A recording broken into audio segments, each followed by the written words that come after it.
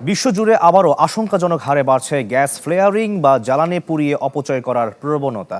বিশ্বব্যাংকের প্রতিবেদন বলছে 2025 সালে 167 বিলিয়ন ঘনমিটার গ্যাস কোনো সুফল ছাড়াই পুড়িয়ে ফেলা হয়েছে, যা 2019 সালের পর সর্বোচ্চ। এই বিশাল পরিমাণ জ্বালানির আর্থিক মূল্য $54 বিলিয়ন।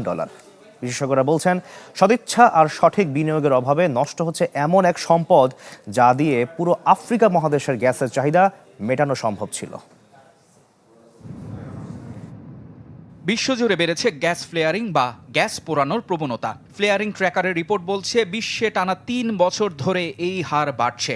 পারস্য উপসাগর দিয়ে এক বছরে যত পরিমাণ এলএনজি পরিবহন করা হয়, অপচয় হওয়া গ্যাসের পরিমাণ তার চেয়েও বেশি। অথচ এখানে নেই প্রযুক্তিগত কোনো সীমাবদ্ধতা, বরং অবকাঠামোর অভাব, অপর্যাপ্ত আইন এবং বাজারের অব্যবস্থাপনায় মূল বাধা হিসেবে কাজ করছে। ক্লেমনের কিউআর কোড স্ক্যান করো আর ঘুরে দেখো বাংলাদেশের ঐতিহ্য। ক্লেমন, রিয়েলি বাংলাদেশি। পরিসংখ্যান বলছে ফ্লেয়ারিং এর মাধ্যমে নষ্ট হওয়া গ্যাসের অন্তত 4 বিলিয়ন কিলোওয়াট ঘন্টা বিদ্যুৎ উৎপাদন করা সম্ভব।